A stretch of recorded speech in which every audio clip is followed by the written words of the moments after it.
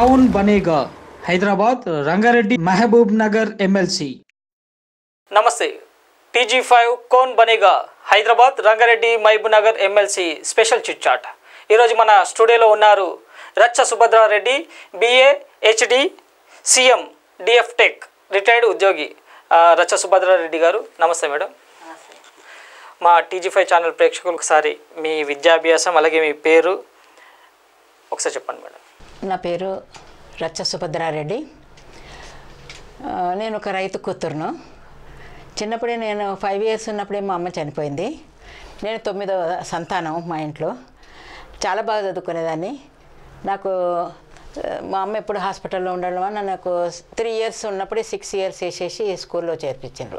అప్పుడు స్కూల్లో 6 years ఉండాల్సిందే. అందుకొరకు లేకుంటే అక్కడ టీచర్ పోస్ట్ కూడా వద్దని వచ్చిన పిల్లల్ని తీసుకున్నారు. నేను 3 years నుండే స్కూల్కి పోయినా. అట్లా మంచిగా చదువుకునేదాన్ని. గవర్నమెంట్ స్కూలు మా ఊర్లో 4th వరకే ఉండే. 5th క్లాస్ పక్కనున్న 2 kilometers దూరం పోయి నడిచిపోయి అక్కడ చదువుకొని మళ్ళీ వచ్చింటి. మా ఊరు నుండి మా అన్నలు, మా పెదనాన్న కొడుకులు 2, నేను ఇంకా 5 పోయేవాళ్ళం అక్కడికి. అప్పుడు కామన్ ఎగ్జామ్ 5th క్లాస్కే ఉండేది. 7th కాదు, 5th ఉండేది. 5th ఉండేది. అప్పుడు చాలా నేను అన్నిట్లల్లో చాలా టాలెంట్ అప్పుడు కూడా. తర్వాత 6th నుండి చదివించాలంటే ఆడపిల్ల కదా, ఎక్కడ ఉంచాలి అని అప్పట్లో 62లో అదేంటి నల్గొండలో అది పెట్టిండ్రి మన చిల్డ్రన్స్ హోమ్ అని. తల్లన్న తండ్రన్న లేని వాళ్ళకు, ఇద్దరు లేని వాళ్ళకు కూడా పెట్టిండ్రు అన్నమాట. మా పెద్ద బావయ్య కమ్యూనిస్ట్ లీడరు. ఆయన వెళ్తాడు కదా. అప్పట్లో పేపర్లు కానీ అంత ఊర్లో ఎక్కడ వచ్చినాయి కానీ అక్కడ చదివి హోమ్ ఓపెన్ అవుతుంది అనగానే మా బావయ్య ఏం చేసిండు, నన్ను చేర్పించిండు అక్కడ. కొన్ని అబద్ధాలు ఆడి మా అల్లమ్మ చనిపోయింది, మా నాన్న కూడా క్రాక్ అయ్యిండే, కొంచెం చాలా డిస్టర్బ్ అయ్యిండే అని ఆ 2 విషయాలు చెప్పి ఇక ల్యాండ్స్ కానీ చెప్పలేదు. ఆయన మరదలని కూడా చెప్పలే. మా ఊరు అమ్మాయి అని చెప్పి జాయిన్ చేశారు అనమాట. జాయిన్ చేసి అక్కడ 6th నుండి కో ఎడ్యుకేషన్ హోమ్లో, చిల్డ్రన్స్ హోమ్లో మంచి తిండి చాలా బాగుండేది. మినిస్టర్లు కానీ వచ్చి ఇంత మంచి తిండి ఎవరికి లేదనేవాళ్ళు. చాలా రాయల్ లైఫ్ మాది. అసలు మంత్లీ వెయిట్ చూసేవాళ్ళు, తగ్గిందంటే ఎక్స్ప్లెనేషన్ కాల్ఫర్ చేసేవాళ్ళు సూపరింటెండెంట్కు. అట్లా ఉండేది. పొద్దున్నే రాగి మాల్ట్ బ్రేక్ఫాస్ట్ అన్నమే తినేవాళ్ళం. స్కూల్ దూరం ఉండే, అన్నం తినేవాళ్ళం. అన్నము, పప్పు, పెరుగు ఉండేది. మధ్యాహ్నానికి టిఫిన్ ఒకరోజు జొన్న రొట్టె, ఒకరోజు గోధుమ రొట్టె, ఒకరోజు ఉప్మా, ఒకనాడు కిచిడి, ఇడ్లీ అన్నీ చార్ట్ ఉండేది. ఆ చార్ట్ ప్రకారంగా అటెండర్ తాంబాలంలో పెట్టుకొని ఇస్తారు. నేను 4 ముక్కలు చేసి తీసుకొని వచ్చేవాడు. స్కూల్ కాడికి వస్తే అక్కడ తిని ఆయన చేతులు కడిగించి నీళ్లు తప్పించి వెళ్ళేవాడు. మళ్ళా 4 o'clock వచ్చి మమ్మల్ని తీసుకుపోయేటోడు. లైన్గా వెళ్ళేవాళ్ళం. స్కూల్కైనా ఇంటికైనా లైన్గా వెళ్ళి 4 o'clock పోగానే మళ్ళీ అస్సలే లేదు. మా హోమ్లో అంతా చాలా సిస్టమేటిక్ ఉండేది. 4 రాగానే పాలు పండ్లు, ఒకరోజు అరటి పండ్లు, ఒకరోజు కార స్వీట్ అవన్నీ చేసి పెట్టి సండే చేసినవి ఇక తినేవాళ్ళం అన్నమాట. సీజనల్ ఫ్రూట్స్ అవన్నీ. మళ్ళీ రాత్రికి అన్నము. కాబట్టి చెప్తున్నా మేడం, అప్పుడున్న తిండి, అప్పుడున్న పౌష్టిక విలువలు ఇప్పుడు ఉన్నాయండి అస్సలు లేదు. మీరు గమనిస్తుంటారు మొత్తం. అందుకే ఇప్పటికి ఇంత స్ట్రాంగ్. అసలు నేను రిటైర్ అయినా అంటే కూడా ఎవరు నమ్మరు. నేను లైఫ్ సర్టిఫికేట్ వేయడానికి పోతే ఫ్యామిలీ పెన్షన్ అని అడుగుతారు. కాదు వాకింగ్ అవన్నీ చూసి అట్లా ఫీల్ అవుతారు అన్నమాట. అయితే ఇప్పుడు రిటైర్మెంట్ అయ్యారు కాబట్టి పూర్తిగా ఇప్పుడు రాజకీయ సేవ, ప్రజా సేవకి మీ జీవితం అంకితం అనొచ్చా? అసలు నేను బీఆర్ఎస్ తీసుకొని టీఆర్ఎస్లోకి పోయినా. తెలంగాణ పోరాటవాదిని. తెలంగాణ గురించి నేను టీఆర్ఎస్లోకి పోయినా. టీఆర్ఎస్లో పోగానే కేసీఆర్ చాలా ఇంప్రెస్ అయ్యి, మీరు గెస్టెడ్ ఆఫీసర్గా రిటైర్ అయినరు, మీకు ఆ పోస్ట్ ఇస్తా, ఈ పోస్ట్ ఇస్తా అందులో మెల్లం చెప్పిండు. ఆఖరికి వచ్చే వరకు అంజాను కొట్టిండు నన్ను. ఆయన అంజాను కొట్టే వరకు నన్ను కొత్తగూడెం ఇన్ఛార్జ్ చేసిండే. అక్కడ సమస్యలు చాలా ఉండే అప్పుడు. సింగరేణి వాళ్ళు అయితే ఎన్ని సమస్యలు రోజు మెయిన్ పేపర్లు వచ్చేది. అంత వాళ్ళందరూ నేను పోయి వర్క్షాపులు అవన్నీ తిరిగితే పరేషాన్ అయ్యారు వాళ్ళు. ఏంది ఇప్పటి వరకు మా సాధక బాధకాలు అడగడానికి ఎవ్వరు రాలే, మీరు వచ్చారని ఆయన చెప్పిండు కదా. దేవాలయాలు మసీదులు, ఆటో యూనియన్, అన్ని యూనియన్ల దగ్గరికి పోయి వాళ్ళ నెంబర్ తీసుకురండి, మనం అందరికీ వాట్సాప్లో మెసేజ్లు పంపితే కేసీఆర్ పంపిండని సంతోషపడతారు అని ఇంప్రెస్ అవుతారు రేపటి టీఆర్ఎస్ మీద అన్నాడు. నేను మసీదుకు పోయినా, మందిర్కు పోయినా, అన్ని మందిర్లో వాళ్ళ సమస్యలు చెప్పారు. సమస్య పరిష్కారం అన్నీ నేను రాసుకొచ్చినా కానీ ఆయన పరిష్కరించాలి వాళ్ళే చెప్పిండ్రు. ఇప్పుడు ఒక గుడి ఉంది, నామా నాగేశ్వరరావు ఆయన వచ్చేవాడు, వచ్చి ఎన్నోసార్లు గెలిచినప్పుడల్లా అక్కడ ప్రమాణం చేసి చెప్పేవాడట, నేను గెలిస్తే ఈసారి ఇక్కడ గుడికి మంచిగా కట్టిస్తా, అది చేస్తా అని చెప్పేవాళ్ళట. ఆఖరికి వచ్చే వరకు మళ్ళీ తిరిగి చూడలేదట. అట్లా వాళ్ళకి ఏముండే అంటే అది ఎంత పడిపోయింది, మొత్తం గలీజ్గా అయిపోయింది. మాకు ఒక 1500 గజాలు ఉంది గవర్నమెంట్ది. ఆ 1500 గజాలు 500 గజాలు మాకు ఇచ్చి, మాకు ఇందిరా మా పథకం ఉంది కదా, దానితోని 2-3 రోడ్లు కట్టిన రమ్మా అని చెప్పిండు. సరే అని, అది ఈజీ కదా, అందుకొరకు కేసీఆర్ ఒక్కటి రాస్తే చాలు ల్యాండ్ అలాట్ అయ్యేది, వాళ్ళకు ఇండ్లు కట్టించేటోళ్ళు. వాళ్ళకి వచ్చే 300లని అర్చనకు వాటికి పెడుతున్నామన్నారు వాళ్ళు. ఇంకా మసీదులు అందరూ ఎవరి ప్రాబ్లం వాళ్ళు చెప్పారు. ఈ ప్రాబ్లమ్స్ అన్ని తీసుకొచ్చి నేను కేసీఆర్ను కలవడానికి వస్తే కేసీఆర్ అది ఒప్పందం మీద ఢిల్లీలో ఉండే. ఇంకా కేటీఆర్ కానీ, హరీష్ రావు కానీ, ఎవరు మధుసూదనాచారి, ఇలా ముగ్గురు కూడా కనీసం కేసీఆర్ గారు ఎప్పుడు వస్తారో చెప్తే వాళ్ళకి అపాయింట్మెంట్ ఇద్దామంటే కూడా ఎవ్వరూ రెస్పాండ్ కాలే. నేను అప్పట్లో చాలా పాటలు కూడా రాసిన, సోనియా గాంధీ అన్నీ తెలంగాణ. గులాబీ జెండా గుబాలించగానే గుండెల్లో నా దడ దడ దడ, గులాబీ జెండా గుబాలించగానే గుండెల్లో నా దడ దడ దడ అని అట్లా. ఇప్పుడు రచ్చ సుభద్రారెడ్డి గారు ఎమ్మెల్సీగా గెలుపొందితే దడదడ అనేది ఆడిస్తారని అనిపిస్తుంది. సామాన్య ప్రజలకు తోడుగా నీడగా ఉంటా. నేను ఇంకా పార్టీ వదిలేసిన. మేడం, ఇప్పుడు మీరు హైదరాబాద్, రంగారెడ్డి, మహబూబ్ నగర్లో కంటెస్ట్ చేస్తున్నారు కదా, మహబూబ్ నగర్లో ఇప్పటికీ వలసలు అనేది ఆగట్లేదు. మీరు ఎమ్మెల్సీగా గెలిచాక అటువంటి మార్పులు ఏమైనా తీసుకొస్తారా వలసల మీద? నేను మొత్తం కలిసి నేను మార్చలేను. ఎవరి పరిస్థితి ఏముంది, వలసల వలన ఎవరు నిజంగా బాధితులు, వాళ్లకు స్మాల్ స్కేల్ ఇండస్ట్రీస్ ఇప్పుడు అవన్నీ ఎక్కడున్నాడు అక్కడనే బతికేటట్టు ప్రధానమంత్రి ముద్రా యోజన అని ఉంది. ఏ కొల్లెటరీ లేకుండా 5 lakhs ఇవ్వాలి గవర్నమెంట్. బ్యాంక్స్ ఆన్లైన్, అది కూడా ఆన్లైనే కానీ ఆడికి లంచం వీనికి లంచం ఇచ్చులేదు.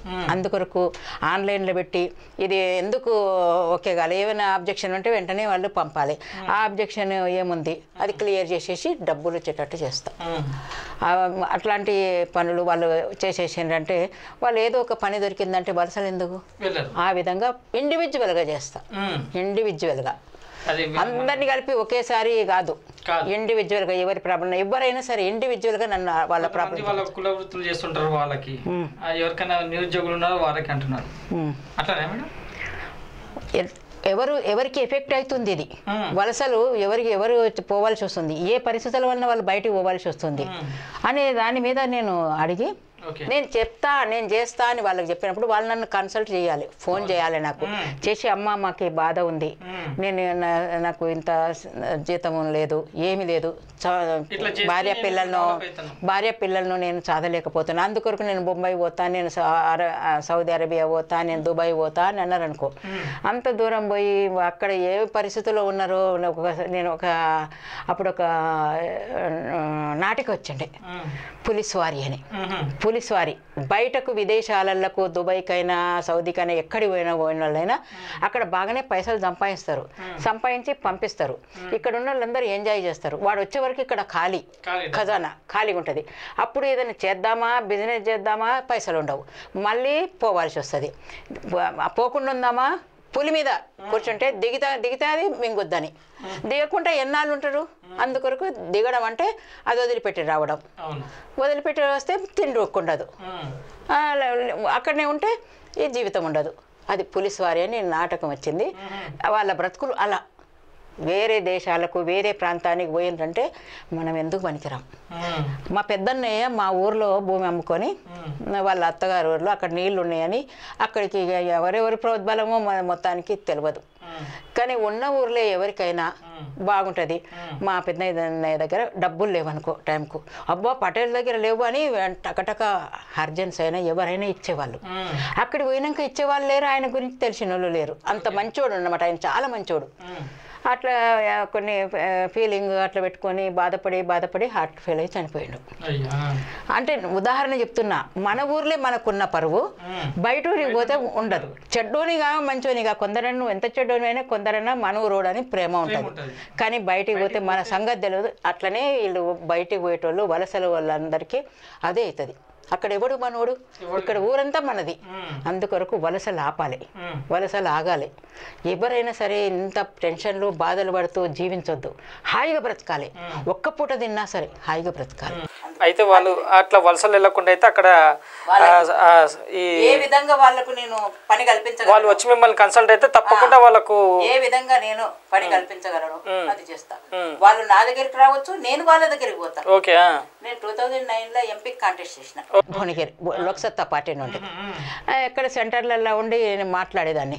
మాట్లాడినప్పుడు చాలామంది ఇంప్రెస్ అయ్యి, ఇంత బాగా మాట్లాడుతున్నామమ్మా, మీరు మీటింగ్ పెట్టి మాట్లాడండి అన్నారు. మీటింగ్ పెడితే మీ పనులన్నీ మానేసుకొని నా దగ్గరికి రావాలి. ఇక్కడనైతే నాకేం పని లేదు కాబట్టి నేను వచ్చి మాట్లాడతా. లోక్సత్తా అంటే అప్పుడు బాగా మంచి ఇంప్రెషన్ ఉండే. ఈసారి కాదు కానీ మా అన్నయ్యలు కూడా 2019 తప్పకుండా మీ పార్టీ వస్తుంది అన్నారు. ఆయన చెప్పింది చేయడు, చేసింది చెప్పడు. ఆయన కూడా ఏదైనా దగ్గరికి పోతే ఎవరి బుద్ధి అయినా తెలుస్తుంది. కేసీఆర్ అయినా జేపీ అయినా ఎవరైనా అంతే.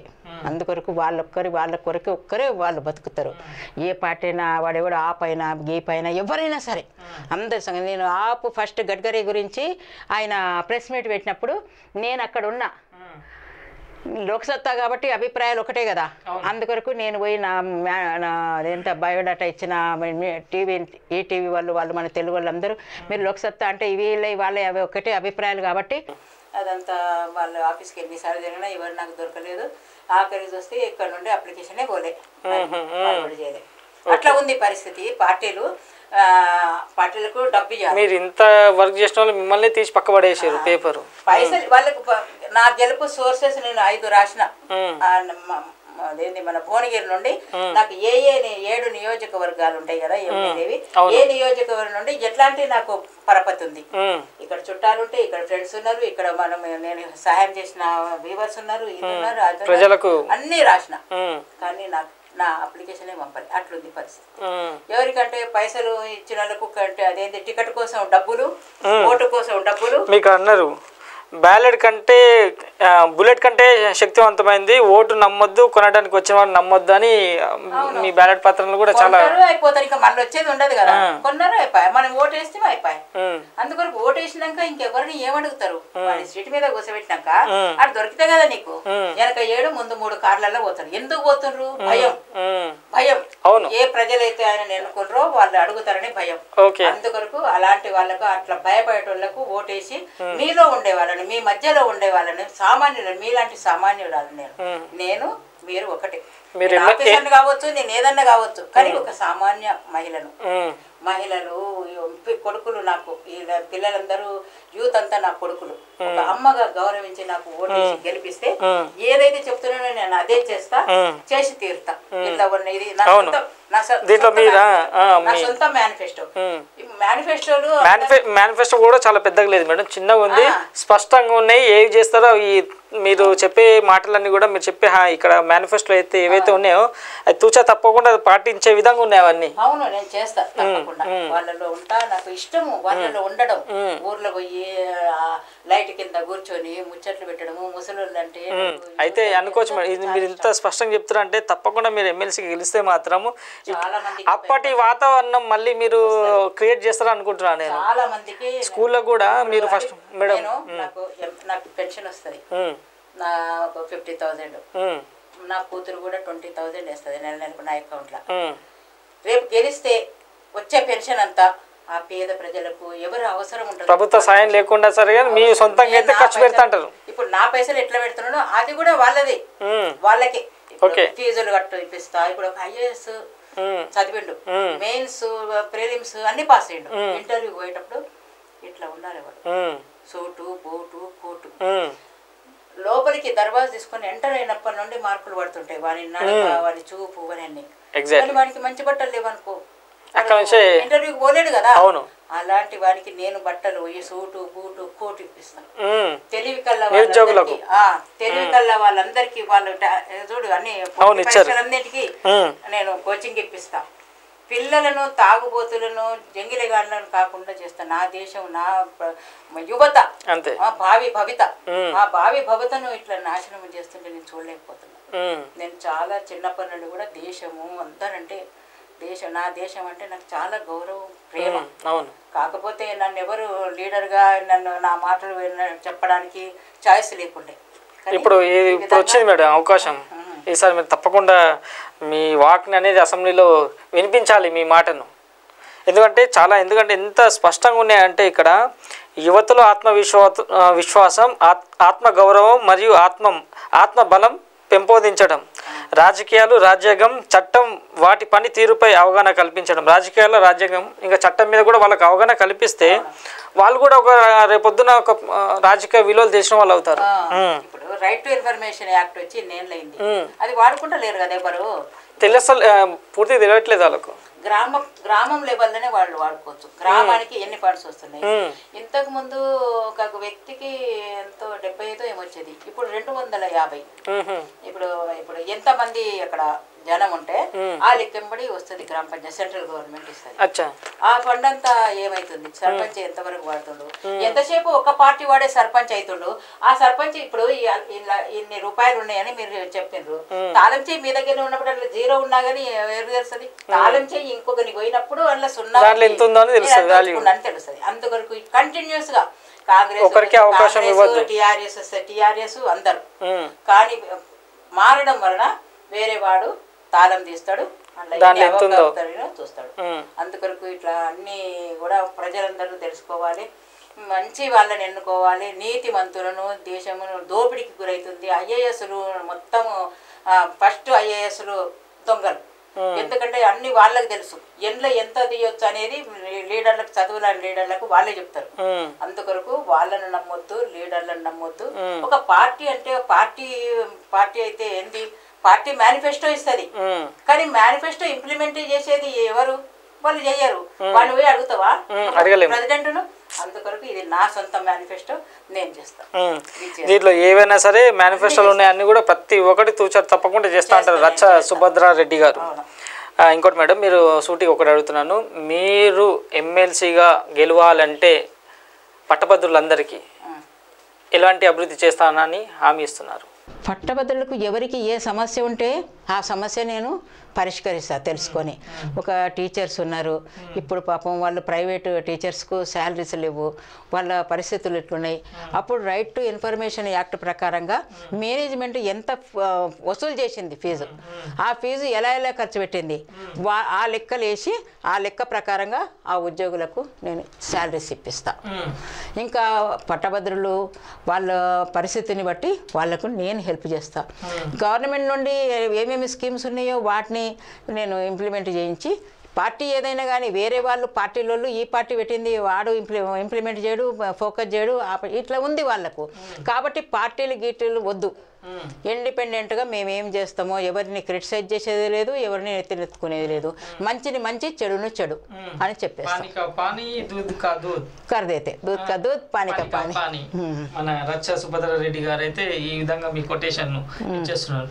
ఏదన్నా స్పష్టంగా మీ ఎవరైనా సరే అభివృద్ధి చేస్తే చెప్తాం, అభివృద్ధి చేశారంటారు, లేదంటే లేదంటే దాన్ని కొట్టిపడేసే శక్తి మేము వాకు. ఇప్పుడైతే ఇప్పటివరకు మన ఇంటర్వ్యూలో నేను గమనించింది అయితే అదే మేడం, మీరు ఇందాక అన్నట్టుగా పానీ కా పానీ, దూద్ కా దూద్, పానీ కా పానీ.